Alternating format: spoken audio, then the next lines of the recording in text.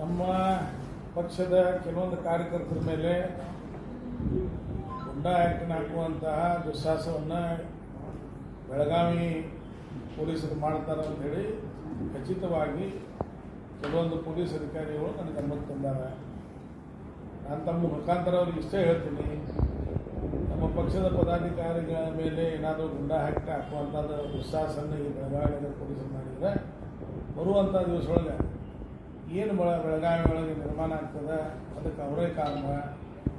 ರಾಜಕೀಯ ಪ್ರೇರಿತವಾಗಿ ದಕ್ಷಿಣ ಕ್ಷೇತ್ರದಲ್ಲಿರುವಂತಹ BJP ಕಾರ್ಯಕರ್ತರ ಮೇಲೆ ಏನು ಗುಂಡಾ ಆ್ಯಕ್ಟನ್ನು ಹಾಕುವಂತಹ ಪ್ರಯತ್ನ ನೀವು ಮಾಡ್ತಾ ಇದ್ರಿ, ಇದು ಮಾಡೋಕ್ಕೆ ಹೋಗ್ಬೇಡ್ರಿ. ಮತ್ತು ಒಂದು ವೇಳೆ ಇದನ್ನು ನೀವು ಮುಂದುವರಿಸಿದಂತಂದ್ರೆ ಆಮೇಲೆ ಏನಾಗ್ತದೆ ಏನಿಲ್ಲ ಅನ್ನೋದು ನಾವು ಗಮನಕ್ಕೆ ಇಟ್ಕೋಬೇಕು. ಯಾಕಂದರೆ ಈ ಬೆಳಗಾವಿ ಶಾಂತದ, ಎಲ್ಲರೂ ಕೂಡಿ ಚುನಾವಣೆಗಳು ಆಗಿದಾವ, ಮುಗಿದಿದ್ದದ. ಆದರೆ ನೀವು ಆಯ್ದ BJP ಕಾರ್ಯಕರ್ತರು ಕೊಡುವಂಥದ್ದೇನು ಮಾಡಾಕ್ತೀರಿ, ಅದು ಮಾಡಬೇಡ ಅಂತೇಳಿ ಮುಖಾಂತರ ನಾನು ವಿನಂತಿ ಮಾಡ್ತೀನಿ. ಯಾರು ಮಾಡ್ತಾರೆ ಬೆಳಗಾವಿ ಪೊಲೀಸ್ ಇಲಾಖೆ ಕೆಲವೊಂದು ನಮ್ಮ ಕಾರ್ಯಕರ್ತರ ಹೈಸ್ಕೂಲಿಗೆ ಹೋಗಿ ಅವರೆಲ್ಲ ಡಾಕ್ಯುಮೆಂಟ್ ಕಲೆಕ್ಟ್ ಮಾಡುವಂಥದ್ದು, ಅಲ್ಲಿ ಕೇಳಿದಾಗ ಯಾಕಂತಂದ್ರೆ ಅವ್ರ ಮೇಲೆ ನಾವು ಗುಂಡಾ ಯಾಕೆ ಹಾಕೋದು ಅಂತೇಳಿ ಈಗ ಮಾಡಿ ಒಂದು 4-5 ಕಾರ್ಯಕರ್ತರ ಬಗ್ಗೆ ಚೌಕಸಿ ಮಾಡಿದ್ದಾರೆ. ಅವ್ರು ನಮ್ಮ ಪದಾಧಿಕಾರಿಗಳಿದ್ದಾರೆ. ಹೀಗಾಗಿ ಆ ರೀತಿ ದುಸ್ಸಾಹಸ ತಿಳಿಬಾರ್ದು ಅನ್ನೋ ಮಾತನ್ನು ನಾವು ಹೇಳ್ತೇವೆ. ಈ ರಾಜಕೀಯ ಒತ್ತಡ ಇದೆ ಸರ್, ಅದು ಪೊಲೀಸರು ಹೇಳಬೇಕಾಗ್ತದೆ.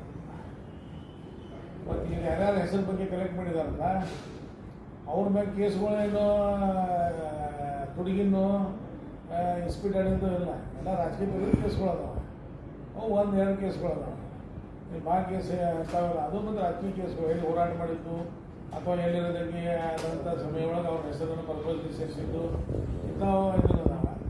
ಅದನ್ನು ಬಿಟ್ಟು 30-40 ಕೇಸ್ ಇದ್ದವ್ರು ಅದಾರ ಬೆಳಗಾವಿಯಿಂದ, 20 ಕೇಸ್ ಇದ್ದವ್ರು ಅದ, 30 ಕೇಸ್ ಇದ್ದವ್ರು ಅದಾರ, 10 ಕೇಸ್ ಇದ್ದವ್ರು ಎಲ್ಲ.